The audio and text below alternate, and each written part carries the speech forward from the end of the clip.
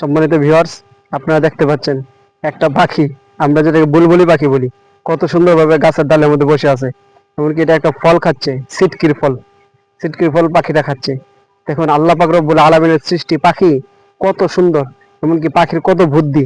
আল্লাহ পাক রব্বুল আলামিন প্রত্যেক প্রাণীকে সৃষ্টি করার সাথে সাথে তার রিজিক নির্ধারণ করে রাখছে। এই পাখিটার রিজিক এই সিটকি গাছের মধ্যে আছে বলেই এই পাখিটা এখানে এসেছে। আসসালামু আলাইকুম ওয়া রাহমাতুল্লাহি ওয়া বারাকাতুহু।